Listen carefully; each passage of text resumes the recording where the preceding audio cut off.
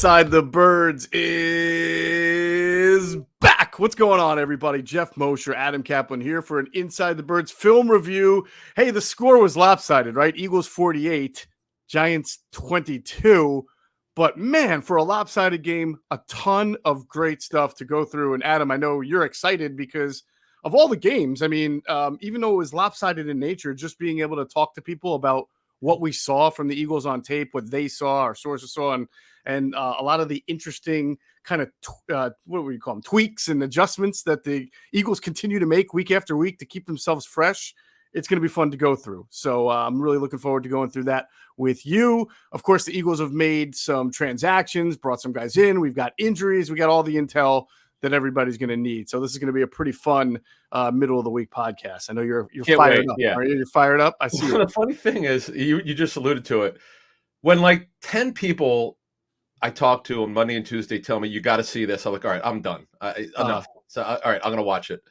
And I usually don't watch the coaching tape all through. I'll watch pieces, depending on what people tell us. And if I saw something during the game, I want to get it verified. Mm-hmm. I was so overwhelmed with information in this thing. I got to watch it from beginning to end. I actually watch all the special teams plays. I never do that. Covey was so good, and Boston Scott was so good. I'm like, what is going on with the special teams? Why are they so good right now? I'll tell you what, I think for Boston Scott, it's a little more easily explainable than it is for Britton Covey. Boston Scott, it's simply the team at the other side, right? He sees the Giants, and all of a sudden, it's like I know he becomes who's the great returner? Devin Hester, and Barry Sanders all in one. I have a question. For fantasy, you should get. I know it happened on. Well, no, wait. Did his touchdown come on specials? Wait, it was a touchdown late, right? No, that was a rushing touchdown. Okay. Yeah. I totally forgot. But it was the finishing touch for Boston Scott against the Giants. It's 8, isn't it? Is that 8 or 7? I think that is just you saying that is unbelievable. I know it's ridiculous numbers. Like third string running back has 7 touchdowns or 8 touchdowns against the Giants. I mean, but this coaching tape, watching the special teams to see the whole, because again on TV you really can't see much. You can't. I know it costs the networks a lot of money because they'd have to have different cameras or some way to convert it. But I think either one of the primetime games over the years, they actually gave almost an all 22 look. Mm-hmm. Why can't we have this in network television? That's a really good question. Good question. That's a great question. I feel sometimes. I think Fox. They don't do a good job with replays. I think that's pretty clear. But they do insert. I don't know if it's a stadium and where you're allowed to locate your cameras, but I feel like in certain stadiums you get a better, clearer view. Like when I'm sort of itching to watch the tape and the TV copy doesn't. I mean, the all 22 hasn't come out yet, and I have to watch TV copy. There are times where I'll see almost the entire field from certain games of stadiums. So maybe it's just positional where the camera is, but it's a great point. You would think even they would have that not be the main angle, but when the broadcasters want to specifically point out a coverage, that they would be able to go to the all 22 or the higher camera, whatever it is, to do that. Man, that was a really good point. You would have thought that they would have put that in already. Maybe there's a smarter answer that I just haven't thought of on that, but nonetheless. Well, 10 years, real quick, 10 years ago, I'm going to say NFL.com sent out a questionnaire. They started seeing social media. People were talking about the all-22 and how they wanted it. Right. So they sent out, I was on their list. I'm not sure how the hell I was on the list, but I got some email from their media, their maybe PR or media people about, would you pay extra? And I said immediately, yes, I'll pay extra. I don't care. Whatever it is, I'll pay for it to get the all-22. And they listened. And we've had it. You know, I watched I have the NFL Plus package, which you and I are able to get through the Pro Football Writers Association, and it's a game changer. It takes away the guesswork. Although, look, a lot of people aren't exactly qualified to make some of these strong comments when they, you wonder. They would say evaluate the evaluator. I mean, how are they learning how to watch tape? But hey, Anyway, people can say what they want. But you watch this stuff, and it's just like it's kind of like going from dial-up to high-speed internet. It's a game changer, and I would pay a couple $100 to watch. If the networks could give me an enhanced view during the game, I would do it. I'd pay a couple $100 for the season. I sure as hell would. I'm sure you aren't the only one. I think that would be an interesting idea if they could do it. Yeah. All right. We got also a Bears game coming up. Eagles at Bears. Feels like it's been a while since the Eagles were in Chicago. I could be wrong about that, but Was it the 2018 wild card game? Was that the last time? Sounds like a double doink. Although I could see my friend Jim Miller getting hit by Hugh Douglas back in whatever year that was. I've talked to Jim about it before. Man, that I think it was Hugh, right? Wasn't Hugh shoved him out of bounds? I believe so. We're going back a while here, yeah, but I think you're right. Early 2000s, and yeah, obviously Andy and early 2000s. But yeah, no, double doink, right? What? Double doink, which we later found out was actually tipped by who was the guy? Was it Trevon? Oh man! All right, I'm going to get it. I can see him. Trayvon. I want to say like Diggs. I know that's not right. Which everyone at home is going to say, "You idiots!" It's they all know. I know it's not Trayvon Mullen. I'm going through all the Trayvons. I know, because that's why it's fresh in my head. Hester, Trevon Hester? No, that's not right. No, isn't it Hester though? I think I'm mixing that up with like Devin Hester. I don't know, but no. It's I remember he was the preseason man, right? Like, remember how he said he got to make the team as a defensive end. He was great. Did he come from the It is. My goodness gracious! I'm looking at rosters. Still can't get it, huh? But it's not Aziz Chatou, our favorite. No. There's a guy I never heard of. This Adam Reth. Who is? I never even heard of that guy.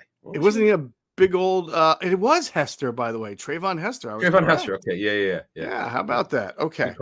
All right. So anyway, the point is there's a great game going on this Sunday. The Eagles will be in Chicago to play the Bears. We'll have it covered, of course, on our Inside the Birds pregame live at Rivers Casino and Sportsbook there in Philadelphia. And then after the game, me, Adam, and Trey Thomas will be doing the post-game show, Inside the Birds post-game live, about 4:30. Look forward to doing that.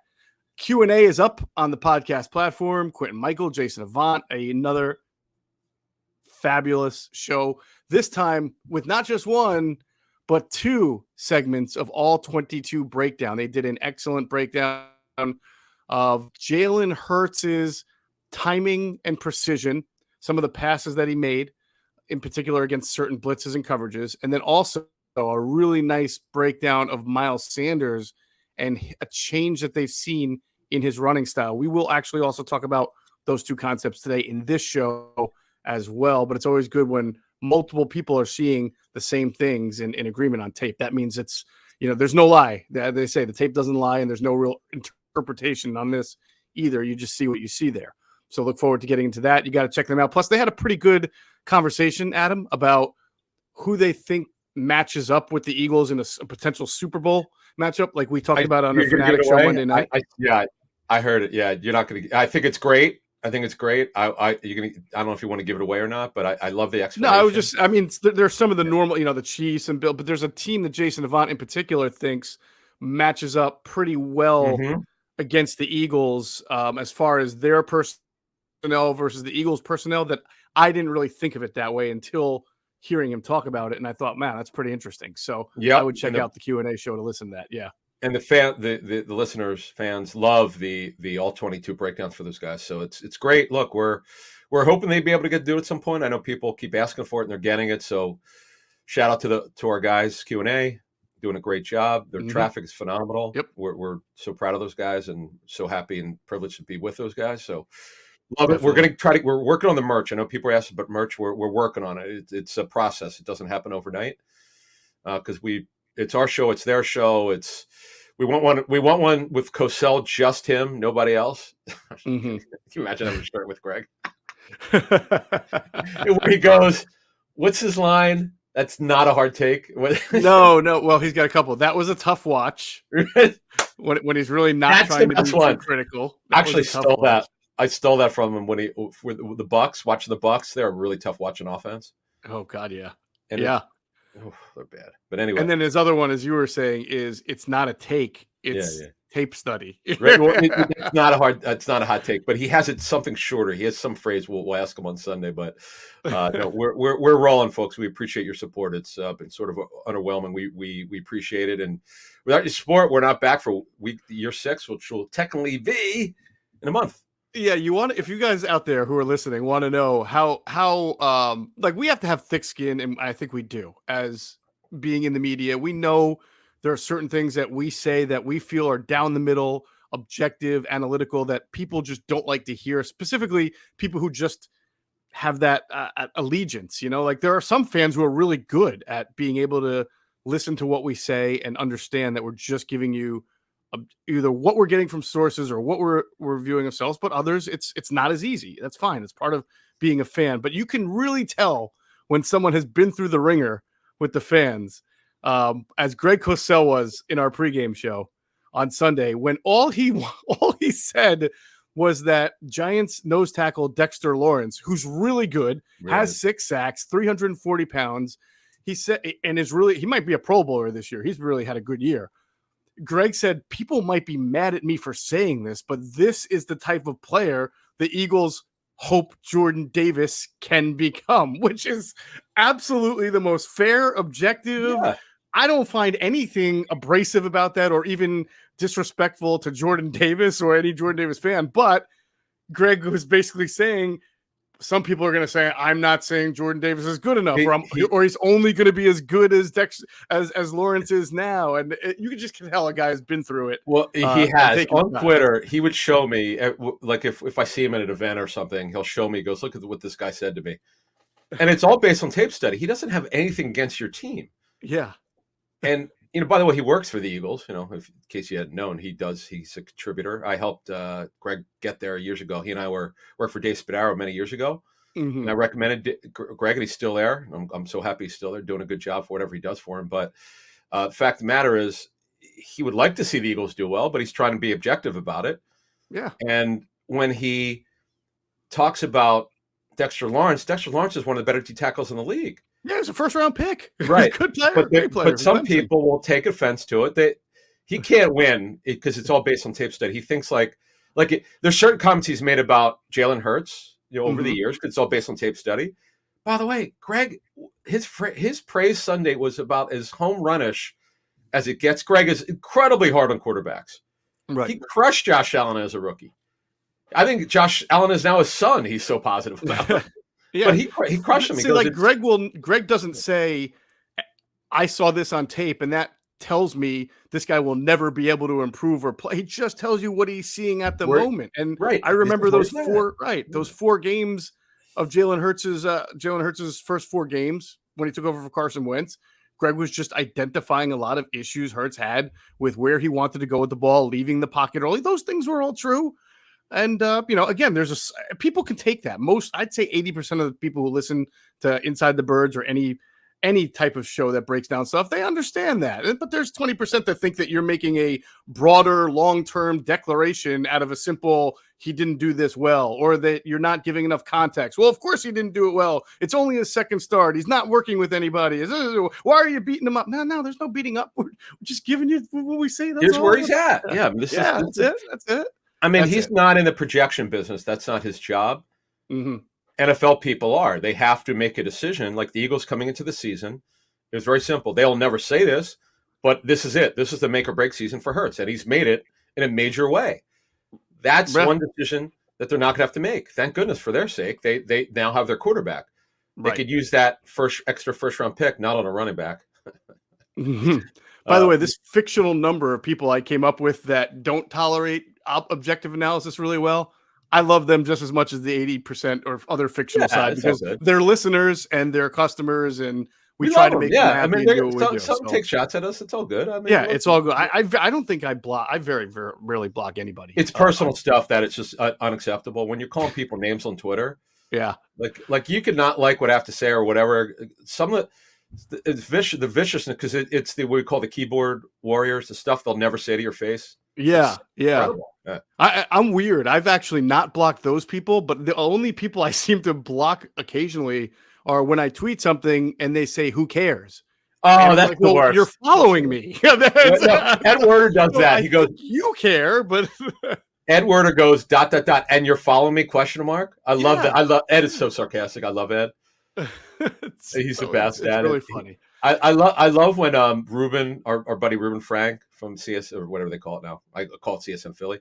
Yeah. I love when he gets snarky with his followers. He's so great at it. He's one of the best. Well, I love when he goes, did you even read the story? because they only read his headline, they don't click on the story. And he goes, read in all caps, read the story. Yes, that does always help to read the story before commenting. I agree. Anyway.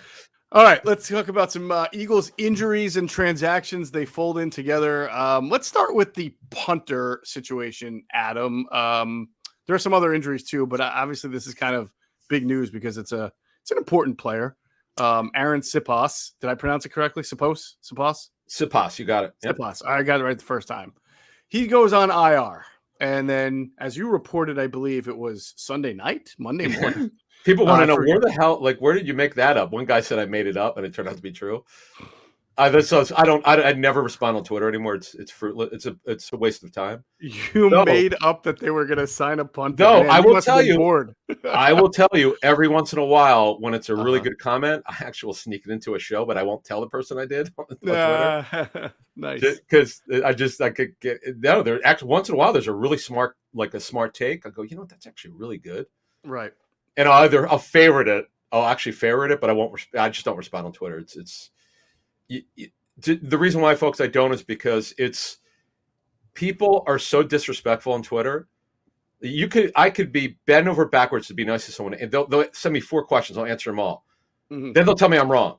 Well, why are you asking me? Yeah. If you know the answer, why would you ask me? It's not. I'm done with it. It's the same reason Greg is. That I don't think Greg has answered a question in years. Yeah, no, it's just not become a good place to have. Yeah, I used to love it in the beginning. Me too. Did you in the first year? Whenever it was 2009, I didn't know what the protocol was, so I would answer 100 questions a day and not got any work done. Yeah. I caught myself probably 3 or 4 years in getting too roped into conversations with people, and then myself turning into someone who is cynical, and I don't like that. So I think that's what Twitter has become, and all social media. So I changed and I stopped, and I would advocate people to do the same. Exactly. But anyway, yeah. So I think the Eagles did a really smart thing with Brett Kern by signing him to the practice squad. How about that?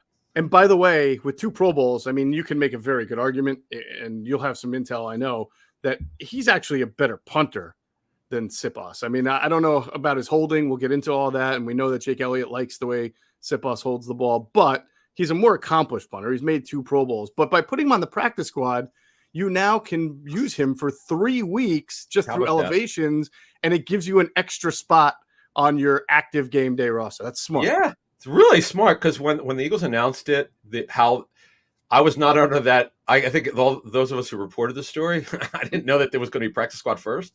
Mm-hmm. I was like, this is really smart because as you just set it up, they also will sign Anthony Harris, but to the practice squad.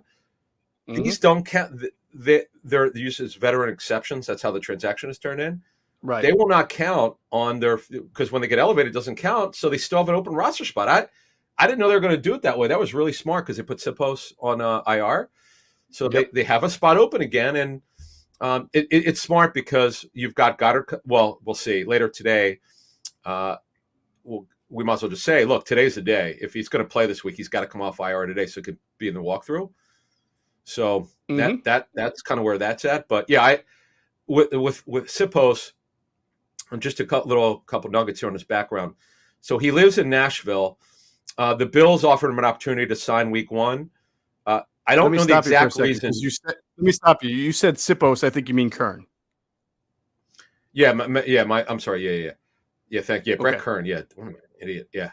Brett Kern lives in Nashville. Still lives there.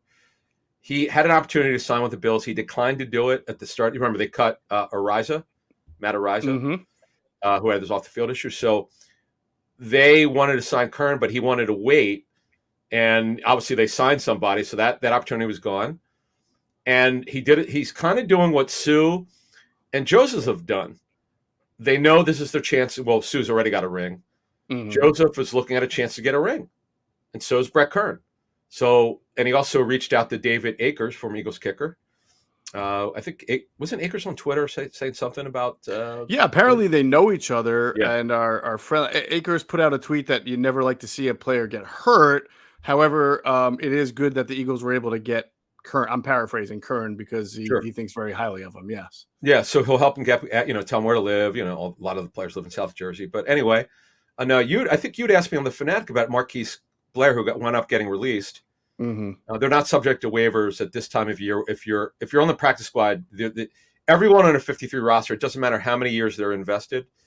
After the trade deadline, everyone gets waived. That's the league wanted to make sure there's no funny business.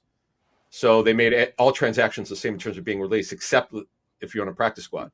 But now, So Kern is here. My understanding is if they're not giving me any extra money for the practice squad. If let's say week 8, let's see, 15, 67. So Sipos is out for the rest of the regular season by rule. This is just me speaking, not the Eagles. This is just the way I see it. If Kern is close to, and by the way, my understanding is his workout for the Cardinals was very good. If he's close to, because he had a great training camp in preseason, but that kid Stonehouse, the undrafted free agent, was like a rocket ship punting it. Yeah, they beat him out. But as you said, if he's close to where he was, if he's like 80 to 90% of what he once was, there's no reason to think he won't be the punter, even when Sipos is healthy. There's just no reason. That's what I figured. Yeah, that's what I figured. Now, I mean, we know the holding part of that process is important, but Brett Kern's punted for a long time in the NFL, so I imagine that he's a pretty decent holder, because if you're not good at that, you usually don't last long in certain situations or make 2 Pro Bowls even. Yeah. So I have a feeling Jake Elliott will be fine with the process there of the holding on the well, they got to get it together. It's really important. You just mentioned that process. What we had reported, gosh, I don't know how many months, it might have been a year ago, whatever the hell it was, how Jake Elliott got back to normal and became a really good kicker. Yes. They improved the process of the snap to placement to hold. It was off a little bit for that year in 2020, was it? Yeah, and obviously I'm not blaming Cam Johnson, but obviously he left and Sipos came in and it got better. So yeah. So good job by their coaches. But so Kern is here now. He'll be the punter from now on through at least the regular season. Now Anthony Harris, here's another smart thing, but it's less about practice squad versus 53. They have no idea if the guy could play anymore. Why use up a 53-man roster? You're not sure. Like, I know he's with Denver, but you don't know. The coaches don't know. The front office doesn't know. They don't know if he could still play. I mean, he's in his 30s now. He didn't play great last year. I know he knows the system. That's why he's back here. Yep. You need someone in a pinch who knows the system, but get him, see what he looks like in practice this week. I know they're going to have to add a safety one way or the other. They're running out of safety, so they need one more guy. And they have Sasha, by the way, but he's out of elevations, as you noted last week. He needs to be signed off of it. And that would unfortunately take up a roster spot, which is going to be for Goddard this week if he's ready. So they're in a tough bind there. So most likely it'll be Harris. But Marquise Blair, I'd be very surprised if he doesn't sign elsewhere that he doesn't come back, because he's the kind of guy you really want to take a broad look at, because he's got a lot of gifts. He's just had a bad injury history. And then Auden Tate, by the way, what is it, 4 times for him now being cut? 3 or 4? The new Julian Vandervelde of the team, but on the practice squad. He's here, he's gone, he's here, he's gone. All right, let's go back to Harris really quickly, because I think people are sort of putting the cart before the horse. I already heard some discussions about, he's going to be starting opposite Marcus Epps against the Bears. I think everybody just slow down here for a second. So they have 3 safeties before you even get to Anthony Harris. They have Epps, they have Kevon Wallace, and they played Josiah Scott last week at safety. And Josiah Scott is someone they were cross-training him, whether it's safety or dime. He plays in their nickel, in their sub packages. So I don't think that's going to. I think Maddox is going to play the slot. He made it through. They said he made it through well. I think Scott will move into that spot that Blankenship was holding down for C.J. Gardner-Johnson. And then, of course, Kevon Wallace is still the number 3 safety. I don't have anything from the Eagles. I'm just rationalizing the defense that they play. You need guys who can run more so than anything. And Josiah Scott can run. He's a corner by trade who has been trained as a hybrid safety. So when I look at this, those are the 3 safeties. And then Harris is your practice squad. He could get elevated. I would think he would help out on special teams where you're not able to use Josiah Scott and Maddox as much, and you don't have Blankenship because he's hurt. Maybe I'm wrong about that, Adam, but that to me is where he more fits, because Anthony Harris is not meant for the defense that they're playing right now, unless there's more injuries and he has to go in there. I think Josiah Scott can play that position they want, and do the pattern matching or be a deep safety better than Anthony Harris. He can just turn and run better. Because Harris is more of a box safety. Yeah. Absolutely. Yeah. I mean, Anthony Harris has been out of a job for 3 times in a calendar year here. Well, so I don't know why he'd replace Josiah Scott, who made the team. He's played both post and box in his career. Yeah, but but he's 31. He struggled last year. I know he's here because he knows the system. But as you said, there've been some changes schematically last year because they now could run the full scheme because he couldn't. Gannon couldn't quite run what he wanted because he didn't have the personnel. Now he has the personnel. Yes. So it's look, the injuries are piling up a little bit, but all of them are going to be ready. Our expectations, based on what we've heard, all these guys will be ready for the playoffs. But we just don't know. Is it going to be week 18, like with CJ Gardner-Johnson? We just don't know. 17 is the earliest he could come back by rule, by the 4 game misses. But we don't know if it's going to be we don't know if he'll be ready by week 7. It's too early to know. But with Quinn, his thing is that he just struggled. We know he was not healthy when they got him because the tape showed that. Mm-hmm. You had had the note. Cosell had the nugget about it. It didn't look right. He was running standing up, which is terrible for a guy who's supposed to be bendy. So who knows when he's going to be ready and what he'll look like when he's ready. Even when he's healthy, we don't know what he's got left. Right. All of a sudden. So that would be that for the practice squad. But I got to give the Eagles credit. They're manipulating it really, really well. There's a gamesmanship with it, and they're doing a great job with it. All right. Again, as you mentioned, we will find out pretty soon here on Dallas Goedert as far as getting activated into the 21-day window. Should happen today. Any other injuries we missed? We know Kyron Johnson has been out, and Lane Johnson had the abdominal injury. Quez Watkins with the shoulder. So we'll obviously wait and see how they progress through practice this week. So here's what I got. Okay, let's go back. Quez Watkins, it's his left shoulder. He left the game briefly. He came back. He aggravated it. It's just a nagging thing. He's just going to have to deal with it. We'll see how they list him later today when the injury report comes out. I would assume he'll still be on it because it's clearly not 100%. Lane's got the abdominal. Now, with his abdominal injury, the hope is it's just a ab strain. Those you just treat and you could play with it. It just could be nagging, but you get through it, rest and rehab, and plus every Wednesday night from now on in they're going to have a walkthrough anyway, so he's not going to have to be stressed in practice. Sipos is his plant leg, his left ankle. At least we think that's what it is. So he's on IR anyway. And Kyron Johnson, who's one of their special teams players, is one of probably their fastest guy with his knee injury. Yeah, we don't know enough about that yet. Now, Reed Blankenship, I have some of NFL Network's information. I know they reported first. Mine's a little bit different. I'm not saying he's going on IR. As of this morning, they're still trying to figure out. From the scans, there's he's got a sprained knee. It's the degree of, I believe it's an MCL. I don't know if it's a grade 1 or grade 2. Grade 3, he'd be out for 2 months or 2 or 3 months. If it's a grade, just for those of you who are in the medical business, about this stuff, but just for the layman, I'll explain it to you. This is the way it's explained to me by some team doctors I was friendly with for over the years. There's a grade 1 and grade 2, grade 1 plus, grade 2 plus. It's a grade 1 plus is between a grade 1 and grade 2. Grade 2 plus is between a grade 2 and grade 3. Grade 3 is a complete tear of the MCL. Grade 2 is a mid, but the problem is sometimes it's like let's say it's 60% torn. That's a grade 2 plus. It's just a matter because the scans will show it. It's a little bit. Sometimes it's more than a half a tear. Right. But most of us who do reporting lists just say grade 1, 2, or 3. Depending on what we're told. But like Evan Mathis told me years ago, he had a grade 3.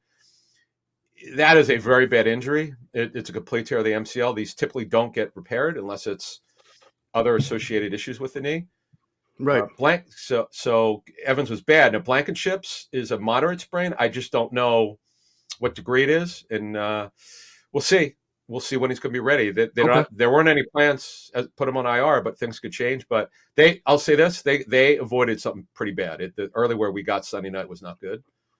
And thank God. That's good for the kid. Good for the kid too, because the development he'll be able to continue this year as long as the Eagles don't have their season ended early in the playoffs or anything like that. So good for that. Just from a medical standpoint, it turned out to be better than I anticipated, but I don't know exactly the time frame. Well, hopefully Sirianni, now that it had been reported, I mean, at least he could just give. I know he doesn't say, "Oh, I don't want to give any time frame." He does that on purpose, though.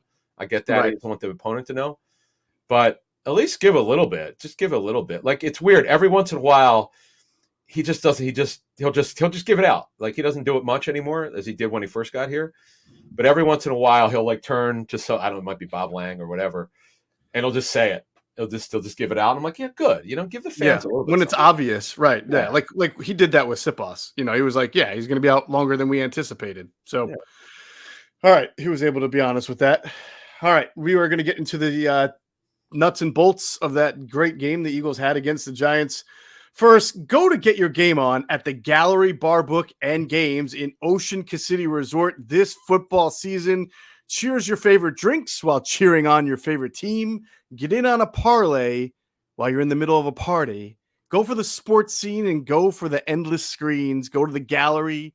Go to Ocean. Go for the win. For more information, visit theoceanac.com. Must be 21 or older. Gambling problem? Call 1-800-GAMBLER. Glad to have Ocean Casino aboard. Fantastic resort down there in Atlantic City. Just a beautiful place. We will get there. We will definitely get there at some point. Oh, yes. I look forward to it. All right. Let us talk about the Eagles offense against the Giants defense. So just watching, Adam, a couple of things that really stuck out to me just schematically that we really nailed on the Inside the Birds pregame show was that, yes, the Giants under Don Martindale are the highest blitzing percentage team in the league.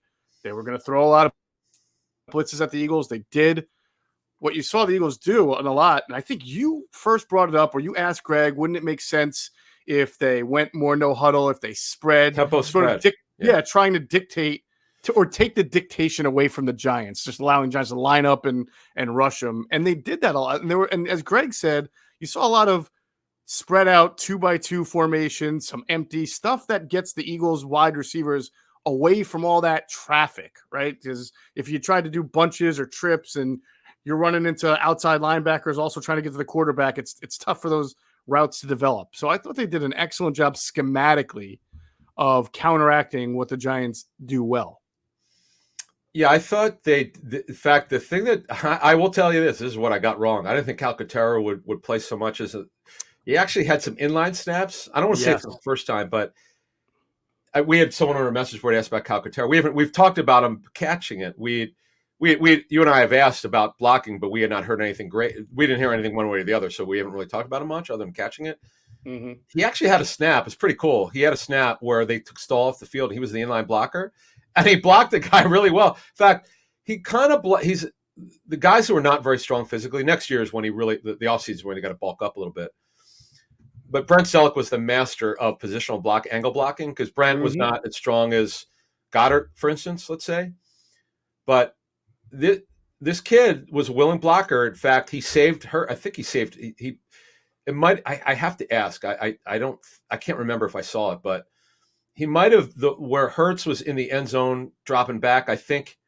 I know he was definitely involved in a block inside their own 5 where he really blocked well, and he just did he's getting better at it. He'll never be strong enough at this point this season. I mean. But next year, hopefully, if he bulks up, will be better. But he's taken good angles. His hands are good. He's just not strong enough yet. But you know what? He had a great block for Sanders. Oh, my goodness. Great.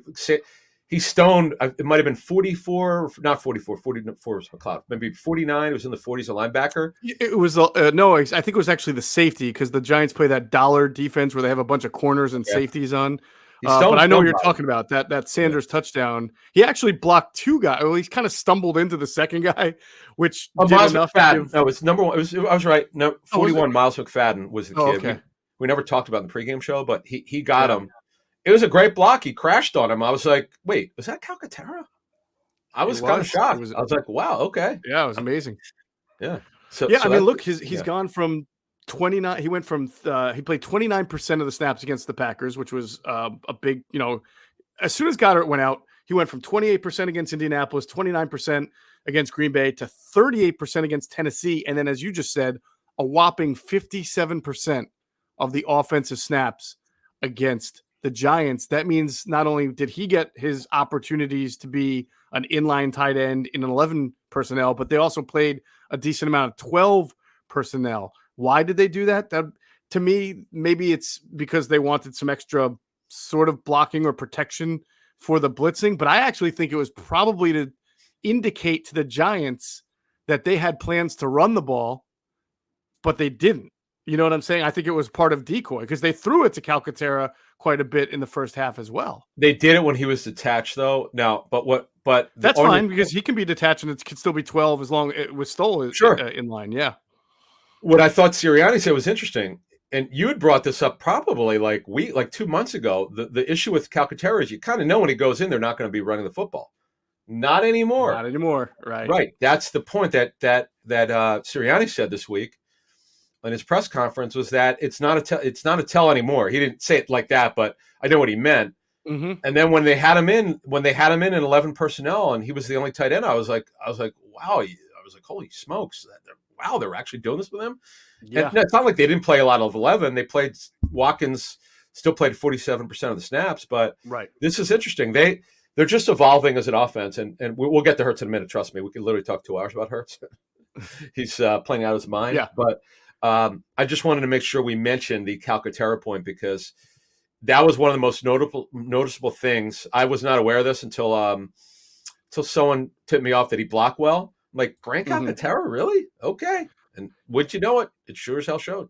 Yeah, I mean, we saw his lead block on the Miles Sanders touchdown, but I didn't also realize that he had been in there as much as a blocker prior to that touchdown as well. So good point on that. And again, that goes back to not just him, but what the Eagles are doing schematically to make sure they don't look the same every week. They're dominating teams, but they're not just coming out saying we're just so much better than you. They're not the 1985 Bears with their defense just saying we're going to line up 5 guys in the gap, rush you every play, and we're just so good. They change, they evolve, they throw different personnel packages on.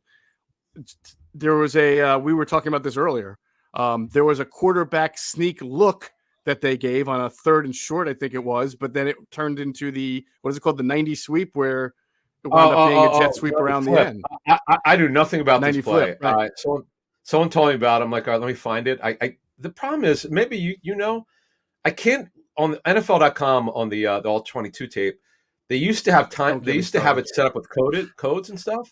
Yes, I can't find it. I don't know. Go to the game book, find the play. I go to the game book, find the play, I'm going to give it to you. Find the drive, then go to Game Pass. Yeah. They did a super cool play. Only the coaching tape, they cut out a little of because they want to get it. They want to, the coaching tape is an hour and 50 minutes, and obviously a game is an hour. But it was just kind of weird the way that they did it. They show this quick. They ran out of the huddle to the line really quickly, and I'm like, well, what were they doing? Why? I wish they would show me how they got there, but they don't do it. So anyway, they ran to it, and then they faked the sneak, and it's called 90 flip. It's the Phillip Rivers play. If you're watching me on Twitter, on YouTube, he flicks it. It's an option pitch.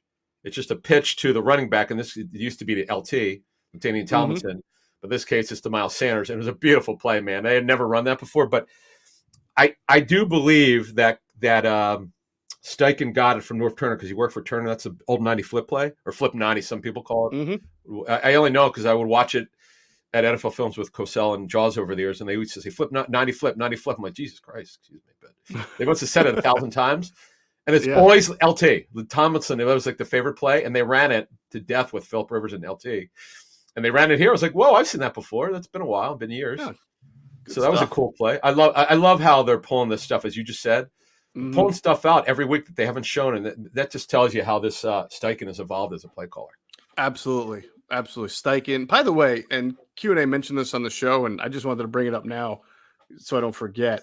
Okay. I think a name that might get some circulation on the interview circuit this offseason, and deservedly so for the work that he's done as a coach, would be Brian Johnson, the quarterback's coach, who has been masterful.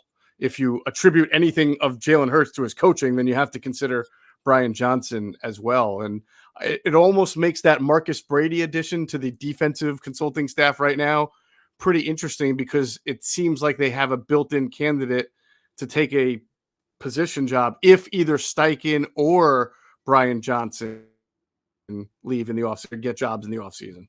It's possible. Like, it's interesting because the one thing coaches will tell you, they don't want a lot of voices in a quarterback's head. So in Hurts's first year, Marty Morningweg was helping them out. Like he was helping Jalen. It was Doug. It was Marty. Who else was there? It was Press Taylor. What, like Andrew Briner and Scangarello? Is that you? Yeah, that year. Yeah. Marty was in 2020. Last year. Last year of Doug. Right. And Marty was helping out. And you got to be careful. From what I heard, it actually really helped Jalen. But coaches will tell you got to be careful. You don't want too many voices because they could conflict, especially for a new guy who's learning another scheme. You got to be careful. Marty's coached so many different quarterbacks, so from what I understand, he was pretty happy with what Marty did there. But nevertheless, you fast forward and let's get to Hurts. Yes, I've come up with a term for him. It was kind of what Q&A we're talking about, but I'm going to move it a little. I'm going to be a little different. He is probably one of the best timing spot throwers in the National Football League right now. This was the game. Almost every throw was a timing spot throw. With him and AJ Brown, like a lot, he throws it like that. He's in 50% of his route or 60% down when he throws shot plays, and he's like, "Go get it."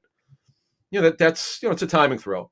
Sure. But the shorter stuff, the stuff that the pass to the right, somewhat of an anticipation throw to number 6 Smith.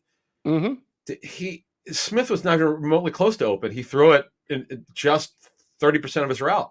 Right. He is so good with timing and spot throwing. It's just, this is his best game, I thought, doing it.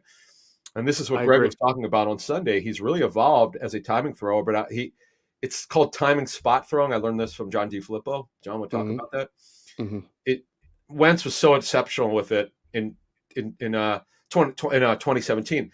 What's interesting about both guys, Hurts and Hurts's breakout season and Wentz's in 17, both had issues with they get it on the pass target, but it wasn't always where it needed to be. Sometimes it was you'd rather be on the left, not quite in the middle, but it was always still on the guy where he can catch the football. That's all you really need. Like eventually Jalen he might be a 70% thrower, or 65% thrower, but it's going to be away from the pass target, away from the defender, and And this past game here, he had a bunch of throws that were away from the defender and made the pass target go get it. That's high-level football quarterback play.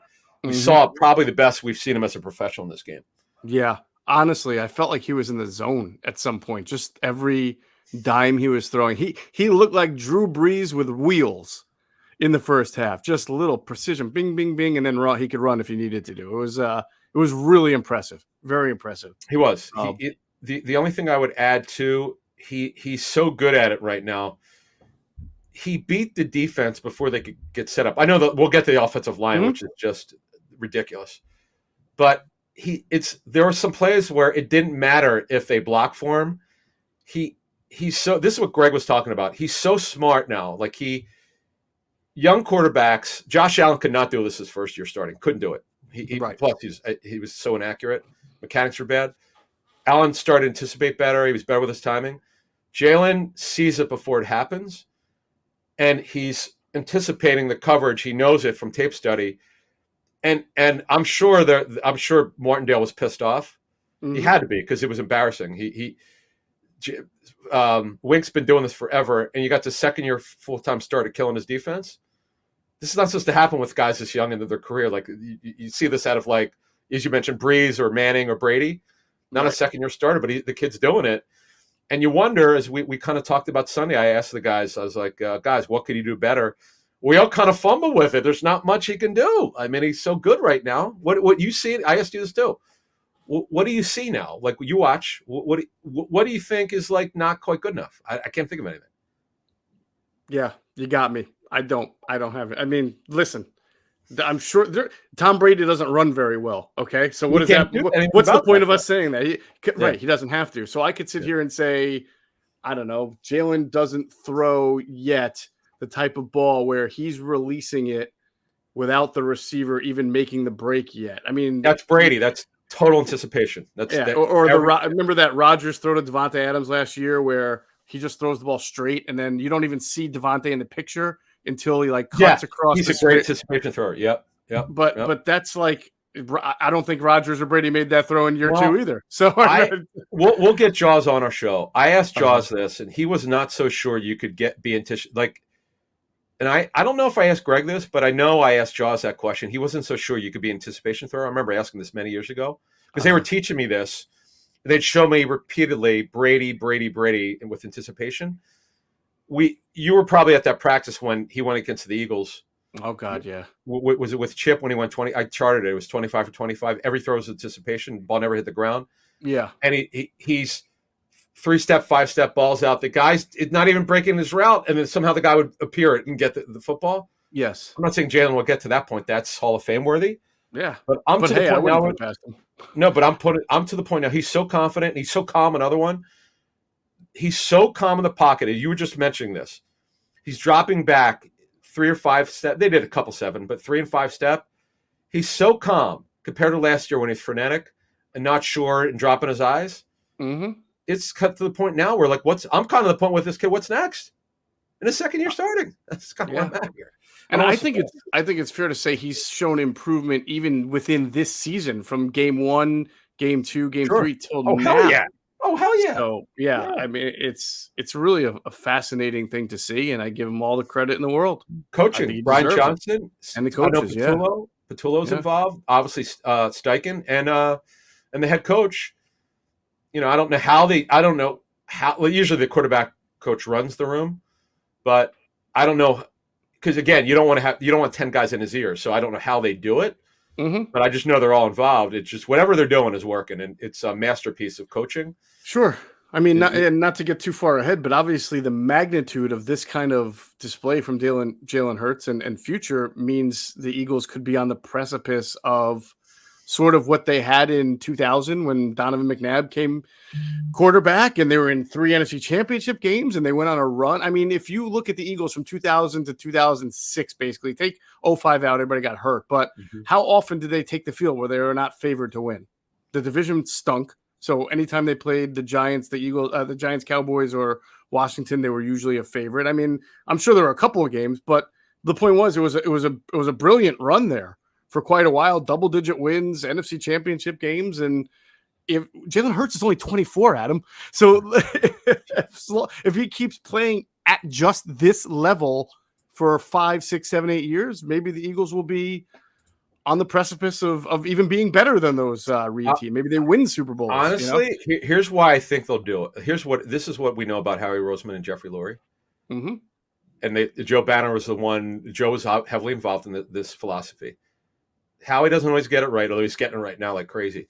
Mm-hmm. There's one thing he knows, and I remember Joe Douglas telling me this when he got there, because I asked Joe. There's one thing these guys know. When you win, it's because your lines, your offensive, defensive lines. Howie knows that. That's why, obviously, there's some exceptions when they haven't. 2020 was a disaster.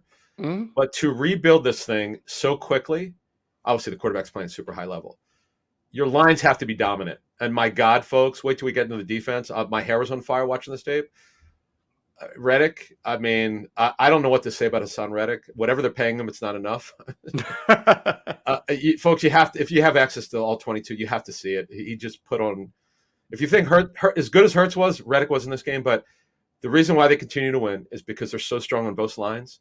They'll always be strong on the lines with this organization. They'll never not stand. They'll never stand for not being good on both lines. How he gets this, he knows this. He when he gets it right, it's because they dominate on both sides, and they're dominating like nobody's business. By the way, they've got the best offensive defensive line right now in terms of best offensive line football. Everybody knows that, and best depth right now. Their depth on D line is tremendous.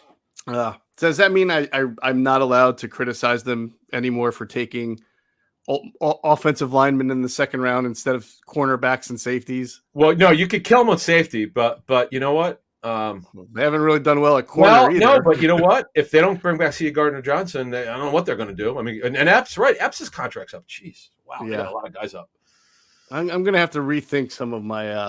I mean, I don't think you can ignore a position outright the way they have with I agree. Or linebacker, but by the way, they didn't with C.J. Gardner-Johnson. That he's going to get paid. I don't see them walking away from him. Now they're going to have to make a decision. Obviously, one of the two veteran D tackles could come back. You can't bring both back. Correct. Because you've got other guys to extend on. We did for those of you new to us, we did a contract show. Like everyone was begging us to do it. We were like, could you just wait a little bit? And we finally did it. And of course, now we got people saying, well, how much is Hurts worth now? Like, all right, well, we'll do it. Maybe if the Eagles get the bye week, maybe we'll do some contracts then. But yeah, I am not embarrassed to admit that I have had some really awesome thoughts about what some of our off-season ITB podcasts are going to be like, given how many guys the Eagles will have to make a decision on. Listen, Howie has done a great job, and I don't mean this to be disrespectful. It's going to be freaking hard to put together a 53-man roster as good as this year again. It's just going to be hard. He took advantage of like 5 different contract disputes to get these guys in, right? With Brad, like unique situations like CJ Gardner-Johnson and Bradbury and, not a contract dispute, but like Kaiser White was a good player that just didn't quite fit a mold that Brandon Staley wanted. So he was able to get him in here. AJ Brown, that was a contract dispute. So that's 4 players, 3 of them are on contract disputes. So hey, listen, I get you. I hear you, but I just I'm kind of shocked that they're this good. I mean, this is my win range for this team. I do win ranges for all 32. I gave them 12 to 14. I wish I would have had the balls to say 14. Hell, they're going to do better than that at this point. Yeah. It's I don't know. I'm wondering. Well, like when they get to Dallas in week 16, they play the last road game. We'll just assume that it'll mean something. Let's hope it does. I just may not. Well, it would be great if it did, because I just want to see, because we know that they don't have a great home field advantage, right? Because they're no more. Not that we're rooting for the Eagles, but I know a lot of Cowboy fans came at us and said, "Oh, Cooper Rush played. Wait till Dak comes back." Well, Cosell told us Dak isn't even really playing that well. So he's not. He really isn't. I mean, I've watched a bunch of their games, and he had a really nice drive after Houston screwed it up there to get them the win. I'll give Dak that. It's not that he's bad. I'm not trying to say that. It's just some of the plays in the box score that looked like a nice 30-yard touchdown pass was like a little dump to Tony Pollard, who followed 11 blockers into the end zone. So, but he's not playing poorly. I just don't think he's playing at a really elite level, and he's throwing a lot of interceptions the last few weeks. I think he's had 2 in each of the last 2 or 3 games. So, yeah. I think.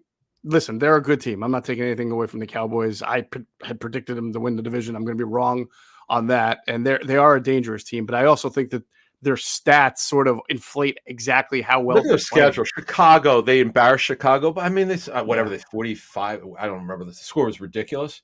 Chicago was terrible, but they've played similar schedules because it's they're of the divisions and what divisions they have to play. But the fact of the matter is, we'll get a better idea in 2 weeks. But getting back to this game, I know we talked a lot about Hurts. I wanted to. I'm sorry if we took too long, but I don't think people are upset about that. They're relishing it. And I'm done. One thing I'm done doing, I have to keep reminding myself, I'm still going to stop comparing Hurts to other quarterbacks. Just take it as it is. Yeah. The Mahomes, Hurts, MVP discussion. We'll talk about it when you and I vote. I'll be happy to go on record and tell you why I picked which guy, whoever I pick. Same here. But I'm sick and tired of these talk radio comparisons or the what's the first take stuff. Just stop trying to justify. Well, and I'm friends with Dan Orlovsky, so I'm not criticizing him. Well, I get what his point was about. Well, he didn't quite mean it the way he said it. I finally found the clip. Mm-hmm. What he's saying is, because he's blocked so well, Hurts is blocked for so well, just execute the play. But my point was on what Dan said, but folks, you got to understand, he wasn't doing this last year when he was blocked well. He couldn't process well enough. He's processing out of his mind right now. Yeah. That's just the evolution of being in the offense. He's not in a new scheme again. He's in it 2 years in a row. That does mean something. Right. Chiefs have a pretty good offensive line too, by the way. It's not like Patrick Mahomes doesn't get good blocking either. But I think people should. Hurts backers and Hurts detractors. There's no one in the middle. I'm kind of in the middle, but I'm my job is to be objective. Hurts is playing out of his mind. He's just playing. Right. Yes. What else could you say? Yeah. It's just asinine. These people trying to justify why Hurts is playing well. Just it's like Cosell and I used to laugh when people would say, "Well, Joe Montana was a system quarterback, and he would never play well in other systems." Well, guess what? He only played for the Niners until he went to the Chiefs. Why try to justify it?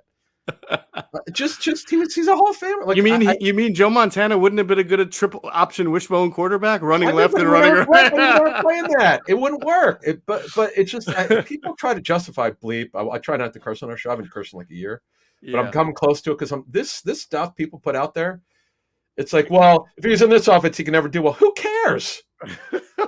He's not in that. He's in this offense. Stick to it, will you? Right. Anyway, I'm just a little soapboxy today. Sorry. No, that's fine. I think people are happy. I think people like to hear us, especially. I know people loved it. That show when I cursed, was it 3 years ago? When I went off. I went off. For folks you know, what happened was on Twitter, some of these draft experts are not. They're just not. Some of them are not professional. They'll just throw bleep out there, and I just had enough one day. I'm like, I'm done. I just had to speak my mind. I typically don't do that, especially on Twitter. I don't do it. So I went off at one of our shows, and the people were so happy that I went off. I was embarrassed. I was like, God, you guys want me to curse? I can't do that. And one guy emailed me, yelling at me, like, how could you do this? My kid watches. I'm like, I'm sorry. I was passionate. I shouldn't have done it. I apologize. Yeah, you can't stifle it when it's got to come out sometimes. You know, but it was just embarrassing, the stuff they say about these players. I'm like, where did you even learn football from? So, a lot of it was not correct, and that's what bothered me. Sure. And then I had a coach a quarterback coach reach out to me, and he goes, do you know this kid on Twitter? I said, I have no idea who he is. He goes, give this kid my number. I'm like, I don't know him. Because I would help this kid. I like how he thinks you're going to be the intermediary. Yeah, I said I would do it if I knew the kid, but it's like, evaluate the evaluators. Where are you learning football from? If you're gonna bury a player, like, be factually correct and try to learn. Like, I spent my damn money to go to the Senior Bowl. I still do. I don't know anything. I want to learn. Right. And these guys are just killing them. I mean, God amen. Damn. Anyway, I'm done. No, that's fine. That was great. Good stuff. Do you want to move on to the running backs? Because yes. Miles Sanders in particular. You know, Ricky Bo asked me on Monday night when I was with the Best Show Ever crew before we did ITB Radio. Crossover. He asked me if Miles Sanders is starting to remind him or us of Le'Veon Bell. And I said, the one thing about Le'Veon is I don't know if I've ever seen a running back almost it wasn't to a fault because he was great at it, but he was so patient with his setting up the blocks. You would see him put his hand on the back of like either DeCastro or Pouncey, almost like a joystick, right? Just kind of like you go there. And then he had that ability to weave, get skinny through, and then follow the blocks to big yardage. He was never dynamic. I don't think Le'Veon Bell was a speed guy or had as much athleticism as Miles Sanders has. So I said it's different, but I understood what Ricky was saying. And when you watch it, and Q&A did a great job pointing it out too, we've been saying for a while, he's getting so much better at following the blocking schemes, staying patient, seeing it develop instead of trying to make it develop. What he's doing is that what you just said. Greg said it was not dancing what he was doing last year. It was the best way to explain it, because we can move forward to now. And he did a little of this early in the season, but he stopped doing it. If the place was to go in the B gap, he'd see the hole first in the A gap when the B gap was open, because he just, there's some things with running backs you don't want to change because they're instinctual. This is with Barry Sanders. Barry took the most negative runs in NFL history, but he's so special that you don't want to change him. Miles is not, he's obviously not at Barry Sanders level, Hall of Fame level, but last year he was just too many runs where he just had it in his mind, I got to break this one. He's really not doing that anymore. If it's to the A gap, he gets to the A gap, then he gets to the second level and he explodes. And he's such a consistent runner right now. He's going to end right now. He's on pace for 14 to 16 touchdowns. He's at 11 right now. In fact, hell, I don't know, they'll play 70 games. They probably won't need him to, but he's averaging, 0.75 touchdowns and 1 touchdown a game. So he's probably going to get to 14 after having 0 last year. And he's on a contract year. The line is opening up. I mentioned Calcaterra, and Jack Stoll is such a good wide tight end. Folks, people used to make fun of me. Now you know why I said wide tight end, how important it is. It's so hard to find these guys. Yeah. He's an outstanding inline blocker. Really good.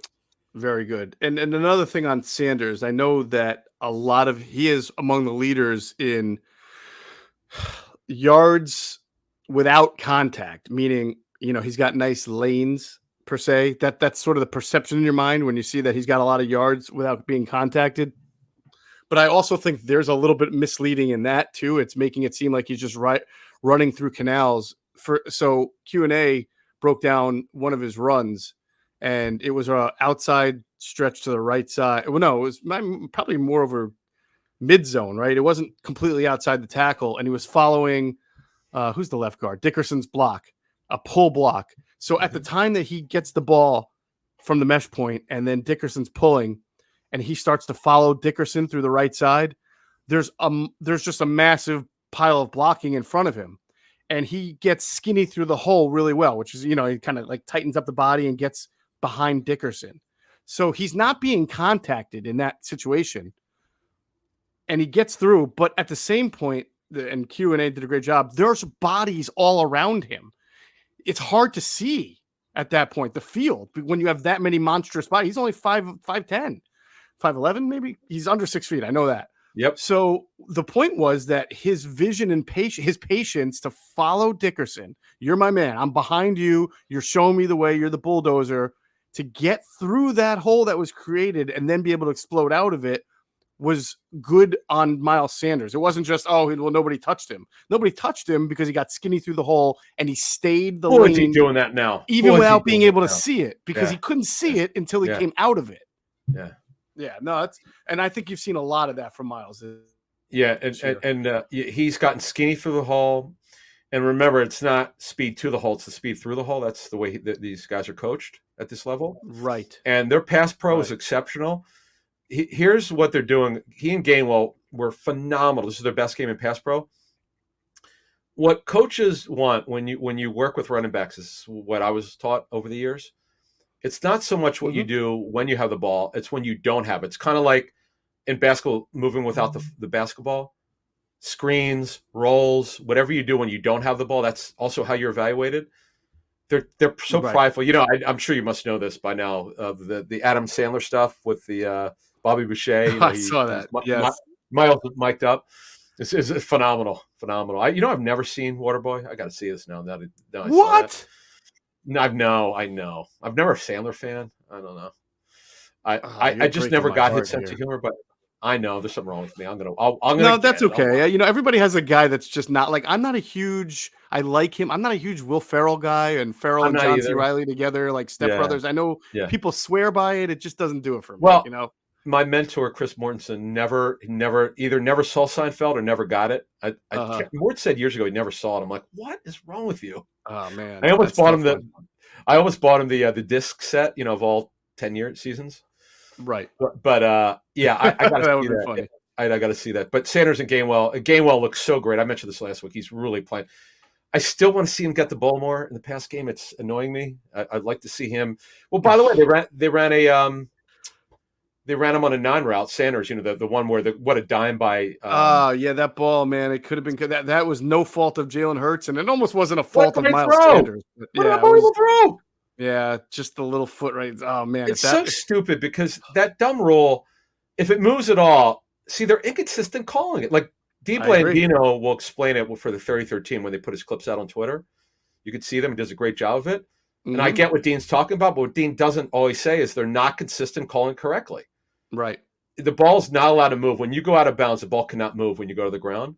Mm-hmm. But I've seen some times where the ball, you could see it on the tape, it's moving, but he's securing it. They're not consistent calling that one. Anyway, it was what a dime by Hurts to Sanders. And also I should have mentioned also Hurts had another one to Smith, which Smith was out of bounds. It was also a great throw. Yeah. Honestly, he had a great throw that Devontae Smith dropped. That was a fantastic throw, and Devontae usually catches it. I mean, Devontae was sprawled out a little bit because he had to be because the throw was to the inside. Yeah. Or else the numbers would have looked even better for both of them. You saw Devontae, I think he just clapped his hands like, oh, I should have had that. And how about the one that A.J. Brown dropped? Now, was that a pound? Remember the one over the middle? No one was around him, and he dropped it? Was it? Yeah, so this is difficult, right? How do we reconcile a guy who has amazing hands but doesn't have amazing hands? This is, I think I mentioned this a couple of weeks ago. We were talking about this. Yeah. T.O. had this issue too. T.O. is one of the greatest receivers ever. But you can go through the files of T.O., And it really started to get worse when he got to the Cowboys, where he was just dropping like routine passes. Maybe he's looking upfield. Maybe, who knows what goes on in a guy's head, but it doesn't make sense because on other stuff, it's like there's glue on their hands for for wherever the ball's thrown. You just hope that this doesn't happen in a game that like in a playoff game. Sure. He's got to secure it. What he's not doing a good job of is like he has to. You can anticipate contact, but you also have to know when you're running your route where guys are. You have to split second see them. There's no one within 10 yards of him. There's no reason for him to look up and drop the football when no one's around. That just can't happen, as you said correctly. What if it really costs him? That's what you want to avoid. So, look, the touchdown. We'll get the receivers in a second, but the backs did a great job. They did a phenomenal job. Sanders scored yet again. He has 11 touchdowns. I still want to see Gainwell before we move to receivers. I want to see Gainwell get the ball more in the passing game because he still could be dynamic in that area. Yeah, I would like to see it, but it seems like they're also trying to get Miles Sanders more involved in it, and there's just only so many balls to go around for everybody. True. So I would actually like to first see Miles Sanders continue to be explosive in the passing game, and then move on to Gainwell if Sanders isn't back. But we'll see. Either way, I think I agree with your point. It's fun with Goddard out to see them try to get the running backs more involved in the passing game because that's something we thought that they would be able to do. All right. Wow. We're already over an hour. Wide receivers and offensive line. Go with wide receivers. I mean, we talked about A.J. Brown and Devontae. Yeah. They blocked well. Yeah. They all do. We don't really talk about that enough. Their receivers will block well for the run game. Sure. Brown. Oh, by the way, I told you we brought this up last Friday. We said 44 Nick McLeod will have a bullseye on his back. He did. They went after him. It's NFL people know. Like I often ask this question. So we heard. Well, someone suggested to us that Dennis Daly's in trouble when they went up against the Eagles, and he sure as hell was. That's when he got crushed. Then the Titan reporters asked Vrabel the next day if he's going to get benched. I was like, that's funny. This kid, 44, you know it. He's a tall, skinny kid, and Wink. I don't know why he's playing all these guys. I know he's trying to. He doesn't have anybody. I mean, he's got so many guys on IR. Adam, it's tough. I guess, but these guys shouldn't be out there, but they are. But anyway, they went after him. Mm-hmm. So yeah, look, Smith is so smooth. He is so smooth. He's so explosive. He looks great. Watkins had some great catches. There was another incredible throw by Hurts. I didn't write it down. He threw across his body. To Quez. Yeah. Yeah, that was the one. Beautiful. What a great throw. Because usually, I don't know how I know Jalen's strong physically, particularly in his lower body, but my God, usually those throws don't get there. They usually with a wobbly as hell. It wasn't. It was tight. It was a hell of a throw. I think he had the opportunity to set his feet, even though he had ran out of the area. Mm-hmm. So with him, that's always all you have to do. But across your body, still not easy. That was a great throw. True. So that's it. No, we already, in passing, we talked about with Hurts throwing these guys anyway. So their group is fantastic. Stahl and Calcaterra block well for the run game, as we said. Calcaterra, this is his breakout game blocking. And then I love the way that they see if you get a chance to watch the All-22, watch Calcaterra run. You will know why the Eagles drafted this kid. They understood the limitations of him, not strong. Mm-hmm. He took a year off because of concussions. You don't find guys who could run like this at tight end. He's got rare explosion. You saw in this game, his ability to run away from linebackers. I'm like, there were a couple plays where he could have gotten the ball. I understand it was going to someone else. Mm-hmm. But you go, man, you just don't find guys who can move like this. I saw this in Senior Bowl. You could see this in Mobile. This kid could run. Because what will happen is, not that he's going to be the 2 next year. I mean, maybe someday over Stahl. Maybe. I don't know that. Yeah, we'll see. You never know. But here's the thing. It gives them ability, once Calcaterra bulks up enough, to maybe split. If Calcaterra's ready for it, maybe if he's there blocking and he's strong enough, he could split with Stahl next year behind Goddard. That would be a hell of a find if they can get Calcaterra to play some Y, which he did. Mm-hmm. He did at least one snap that I saw. It would be the single Y tight end. I mean, my God, if he could do that, I don't want to get ahead of myself here because we're early in his career here, but I'll tell you what, Ertz was not doing this in year one in 2013. No, and I think this goes back to the point that we've been making a couple of years now when we discuss what the Eagles do in the draft and how they operate, day 3 for them is generally a traits day. I mean, they look for traits obviously in rounds 1 and 2, but they're also, more sort of once you get to day 3 and everybody's talent level is sort of around the same, they're looking for guys who have the explosive traits, whether it's Quez Watkins, who ran that really fast, 40, same thing with Hightower, and here Calcaterra, who had great receiving traits for a tight end. Remember what Rick Spielman told us about Adam Thielen? About the reason why it's comical because he was in their backyard at whatever school he played in Minnesota, the Division III school. Yeah. It was an analytics pick. He said the analytics told him that their department found him by his whatever, I guess whatever it was, they found something. And without that, he probably would not have been a Viking, which seems preposterous. It really does. But that's because you're like when you're the scouts picks are typically, Bill Polian told us this, so they're typically, Bill will turn to them on the third day in their meeting and say, guys, once we get to round 6, we're going to really rely on you. Give me who you want. Doesn't mean they'll always take it, but they'll do this. And I would imagine Hightower, I think Howie said this, if I'm not mistaken, when these guys were taken. I think he kind of said they relied a little bit more in their scouting department on some of these guys. Maybe whoever has Quez, I don't know what area that is, but Quez is. I got to say this. It didn't look good in 2020. He was. There's a point we put it out. He was on thin ice with the Eagles. Just the maturity stuff with that room, folks. If you're new to our show, we outlined it. They had probably the most immature room in 2020. Now it's it's about as type A as it gets and serious about football. Yeah, we begged them to sign a veteran, just someone. Didn't have to play a lot. Just be there, be a shoulder to cry, be a beacon, and they did not have a veteran. True. That was 2020, correct? Yep. I mean, It was basically Jalen Reagor. I mean, Alshon was there, but he was hurt.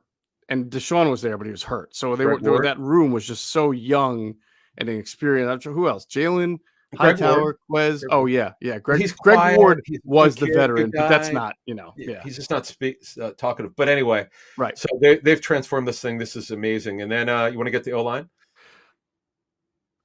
Yes, let's do O-line. Go for it.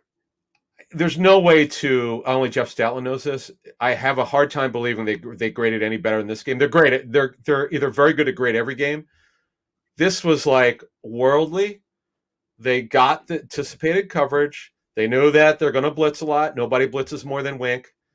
They know the type of overloads, certain type of blitzes that Wink has done for years. And they picked it up and they stoned him. It was a masterpiece. It was incredible. Totally, I'm looking at my notes. It's totally synchronized. Double teams outstanding. There's not much to talk about other than it was brilliant. And you could see, you know what the coolest thing is? You can only see this on all 22 because they won't show this off TV ever. When I say ever, they'd actually have to be looking for it. But on all 22, because they're focused on the ball, you could see the offensive linemen, how much energy they have after the play. It's actually really cool to see these guys.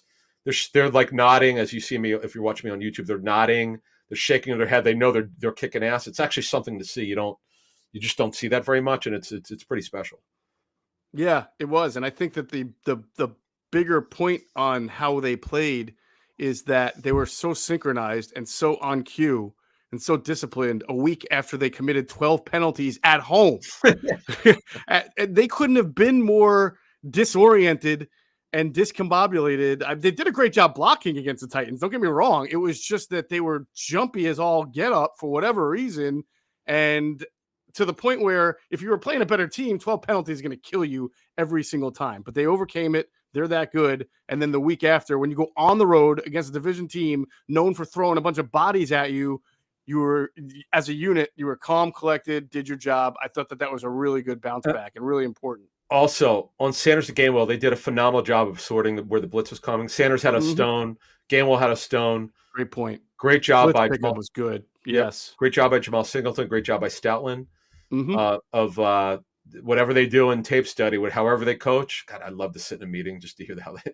I love when we go to training camp. I think you were there. I was laughing at Stoutland getting on his guys. It might have been at the Dolphin camp you and I were at together. Uh-huh. Just the way he barks. Yep. Kelsey talks about. It's comical. It's just funny. Every coach has a way of getting on their players, but his is different. It just has a certain way about him. It makes me laugh. I love listening to coaches like Jim Washburn, as you know, was the all-time greatest. So salty and so ridiculously crazy. We can go with that. Yeah. But here's my favorite. He's one of my top three. Howard Mudd, I loved. Late Howard Mudd. Who are some of your favorite coaches to watch coach? I enjoyed watching Juan coach because he was such a technician. And he was drill after drill. You would think some of that would be boring to watch, but I was fascinated by it. Just the way we go over it and over it and over it. And he had commands too, just like Stoutland, that he would bark out, and they were verbiage that we wouldn't know as press, but you could tell how it's like, what's the term? Pavlov's dogs for the alignment. They're like, oh yeah, I got to do that. Like he was just really, really thorough in that department. The one thing, Andy, what I loved about Andy, he would do this with rookies. He did this to Macklin's first practice. Macklin was dropping everything. His first, what was it? 09 was he drafted? What year was it? 09 sound right? I think 09. 2009. Yes. He just had a rough first practice. He dropped too many passes, and Andy got on him, and he got salty. But the best one I ever heard was Vic's first practice.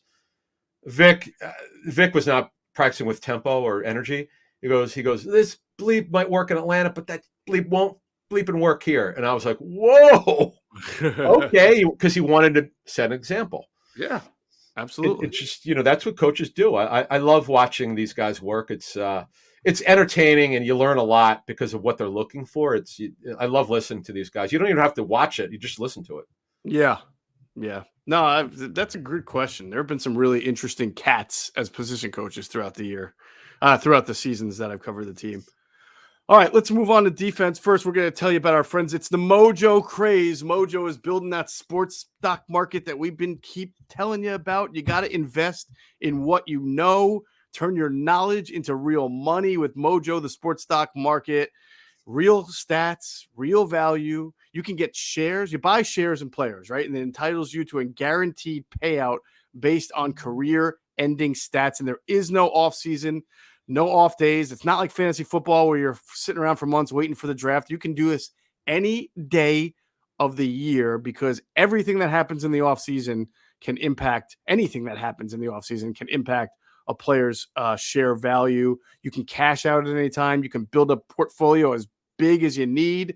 You can pick from over 300 skill position players, including quarterbacks, running backs, wide receivers, and tight ends. You got to get this app. It's just fun. And listen, even though it's available, the iOS is available in New Jersey. You can't buy or trade unless you're in New Jersey. This thing's going to spread. It's going to be in your neighborhood soon, even if you don't live in New Jersey. So you might as well download it now.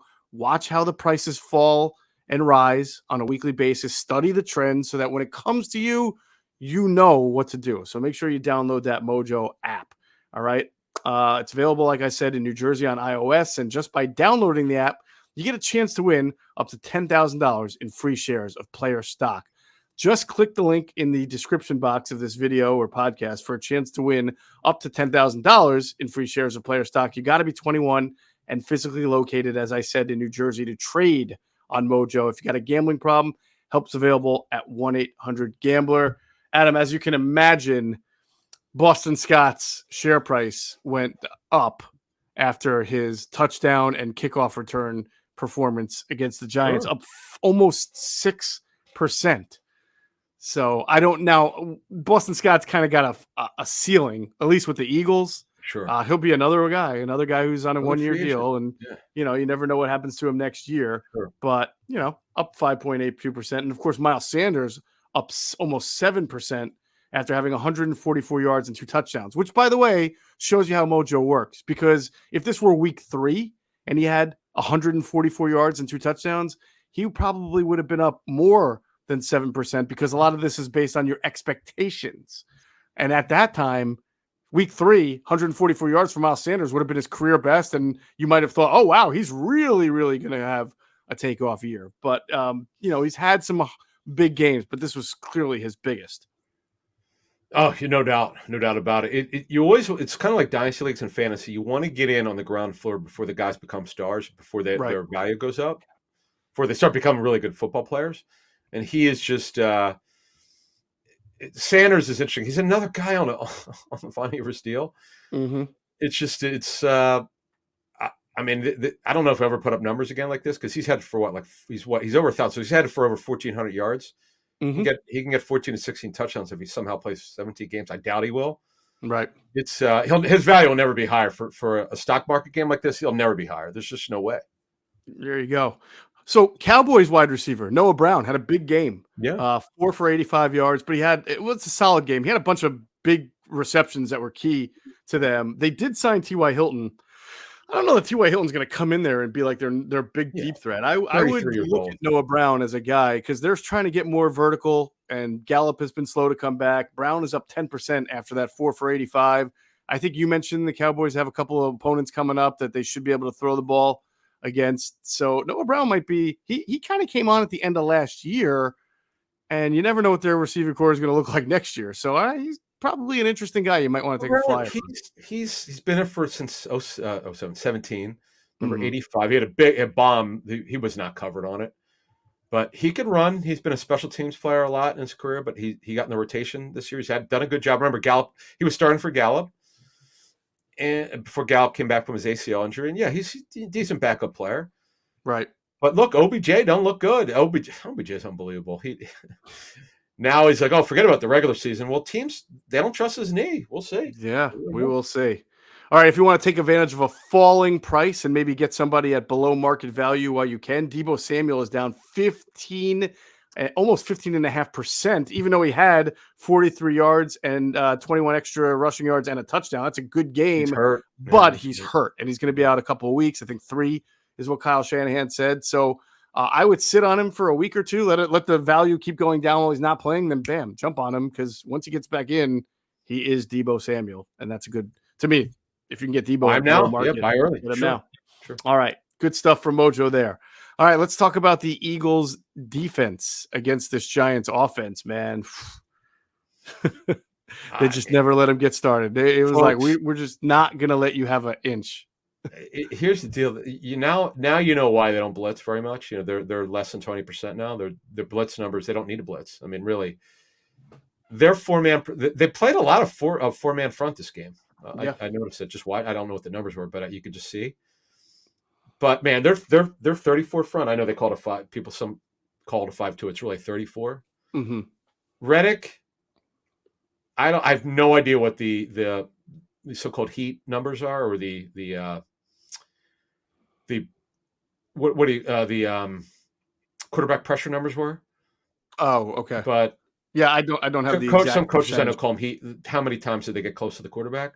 Right. But my God, the tape was just absurd. He was relentless. I didn't know anything about this until he told us. I was like, I got to watch this because I'm sick of people telling me how great this guy was in this game. I'm like, all right, let me see it. Mm-hmm. My mouth dropped. I was like, holy, I was like, this is crazy. Nobody moves like him. First of all, the linemen can't, because they're offensive linemen. They can't move with him. Mm-hmm.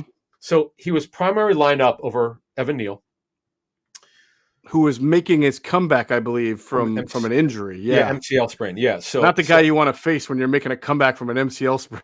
And then they flipped sides a little bit. Sweaty was on that side a little bit, but Reddick, just because he just moves too fast.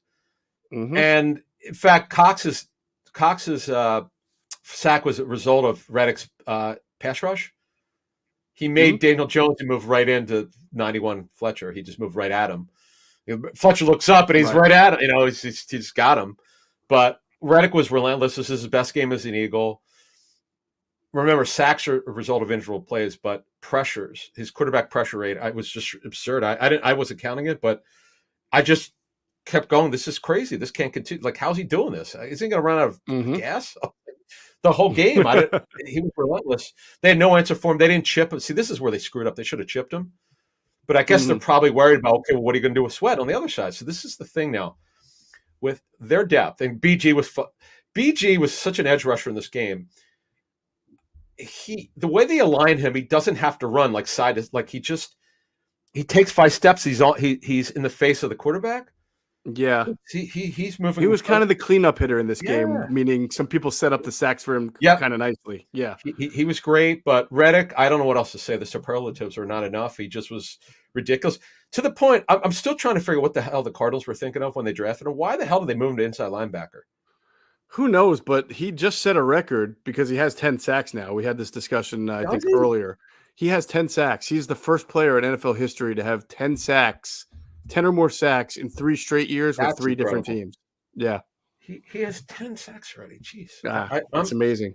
By the way, somebody put me on to watching his tape and told me to pay close attention to his hand usage. Not necessarily always against the tackles, although he does use his hands well in combat, but also when he gets toward the quarterback.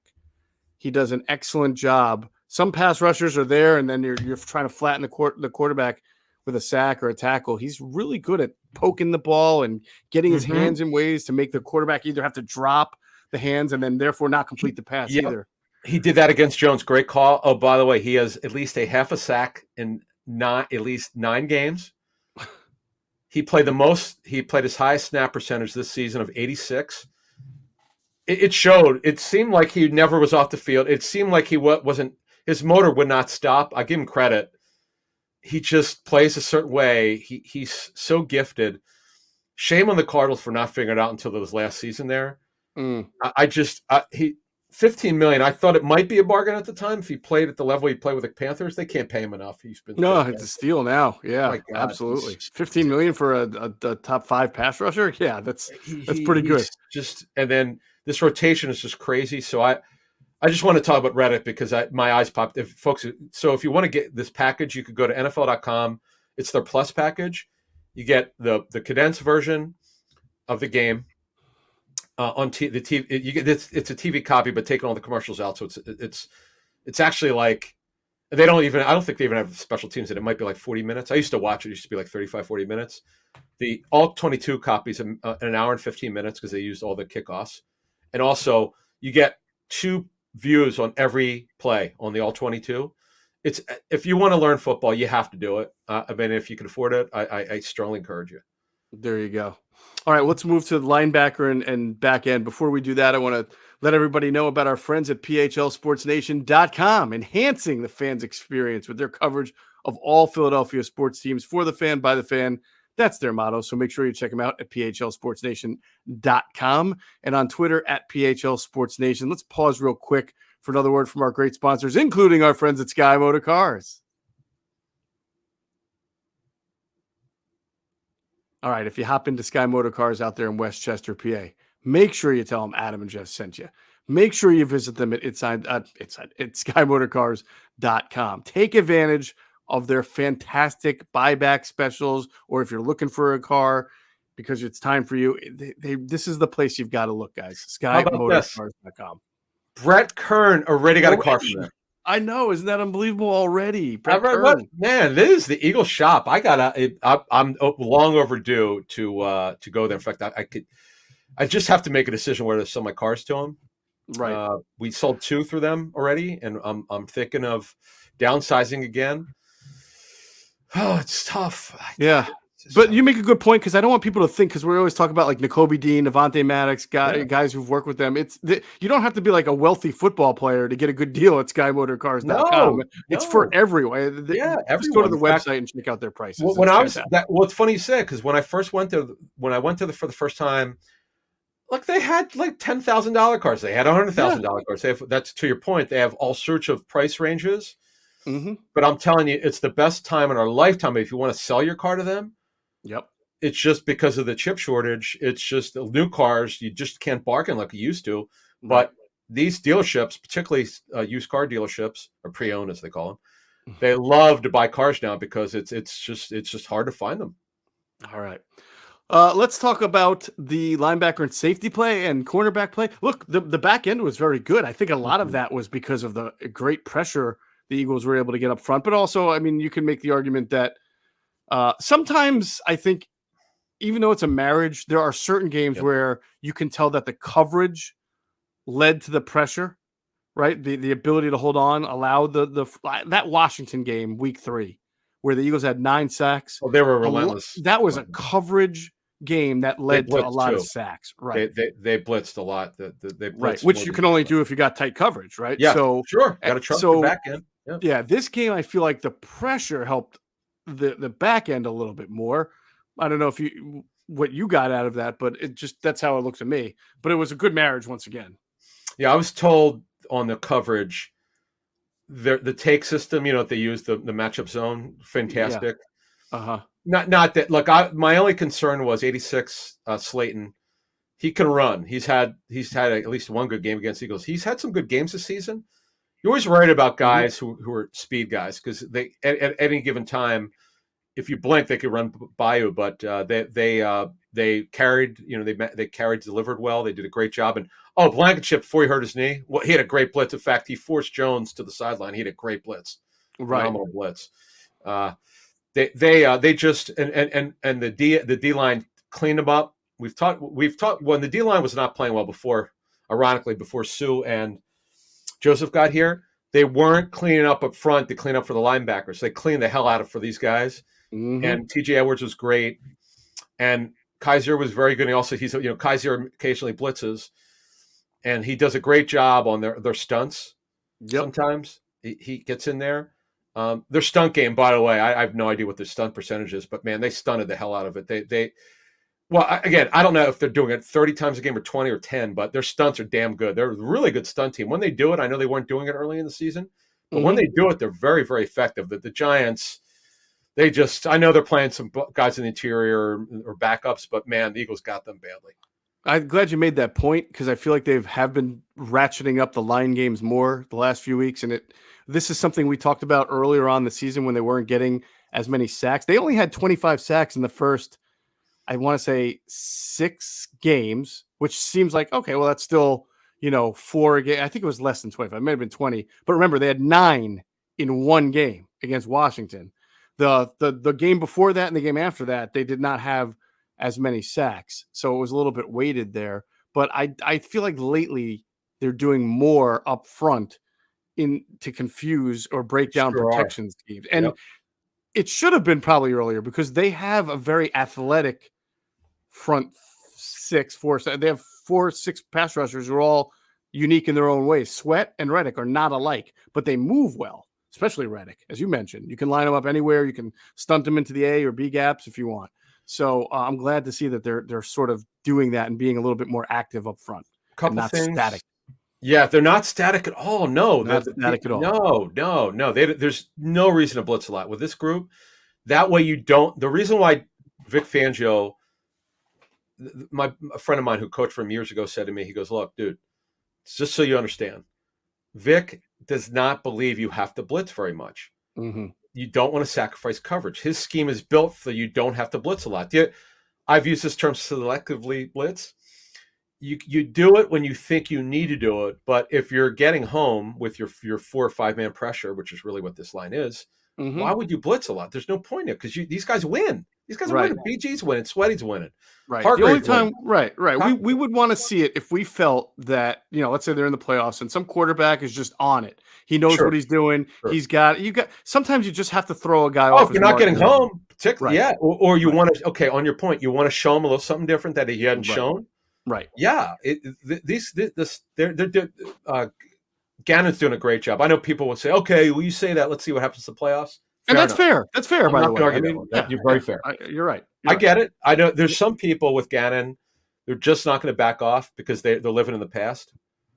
True. I get it. You look. The wide 9 got sacks. I get that. That was a more. You could argue that was a more static front. He lined up 4 guys and he rushed them right at, and they didn't. Jim didn't blitz either. No, very rarely did he didn't want it. He was opposed to it because he got that from Washburn. Right. I mean, they didn't spin safeties. He basically played a cover 3, 1 safety deep, 1 Malcolm in. Moving around a little bit. There wasn't a whole lot of create confusion for the quarterback with Jim's defense. It was just hit the quarterback. Yep. With tenacious forward. And they got upfield, man. It's a numbers game, man. With the D linemen. Just want a couple miscellaneous notes before we get out here. Linval Joseph, there's a reason why he's going to play over Jordan Davis the rest of the way. It's not even about the high ankle sprain Jordan Davis is coming from. He's just doing a great job against the run. I'm a little shocked at how well he's playing. I don't know how he's doing this for sitting on his couch. I know he's not playing 80 snaps a game, but what I'm saying is he haven't been with a team.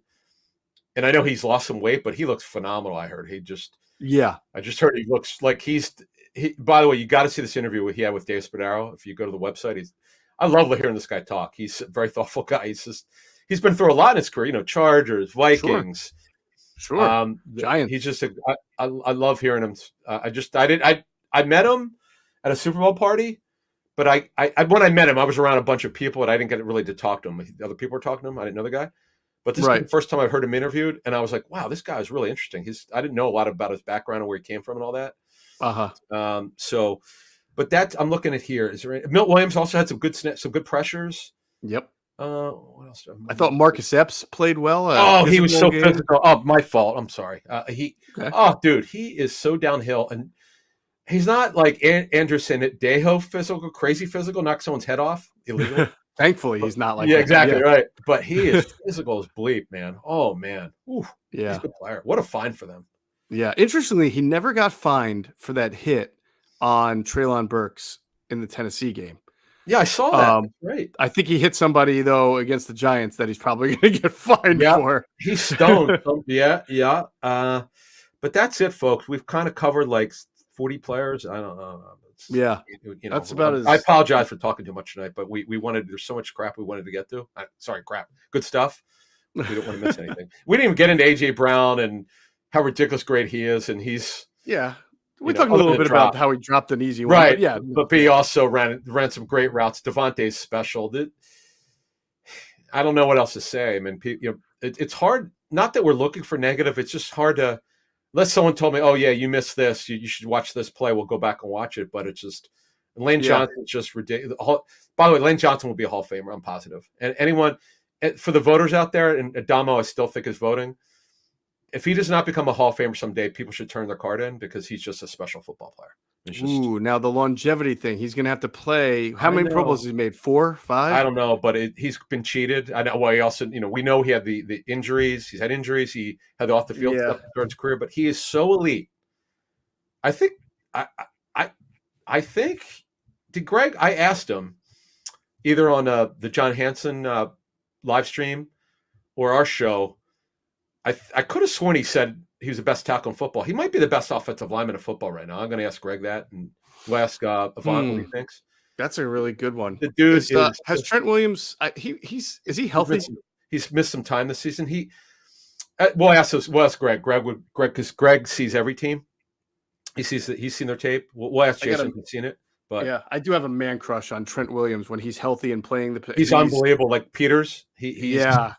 I just, it's like, it doesn't make sense in my head to watch a man move that way. Well, Peters, Peters was 350 at 345, 350 at some points of his career. Yep. And using that dancing bear, what coaches will say. Right. He's going to be a Hall of Famer, but Lane is, to me, at this point, if he plays 2 more years at this level, he's going to the Hall of Fame where someone should turn their card in because this is crazy what he's doing. And folks, he was a tight end at one point in his football playing career. Come on. He was a quarterback at one point. Yeah. Whatever. Quarterback, tight end, defensive end, then offensive tackle. Wow. Yeah. Too bad he never played safety. No, I'm just kidding. Played back too. Yeah. Oh, yeah. True. All right. That was a lot of stuff. And we're going to come back at you Friday morning with our next podcast. That'll be breaking down the Eagles-Bears, previewing the Eagles-Bears game. And then, of course, we do it again Sunday for our pregame show. That'll be 10 a.m. at Rivers Casino and Sportsbook. I think that'll close the book on this edition of Inside the Birds, the leading podcast in Eagles intel. As always, we thank you for flying with us inside the Birds.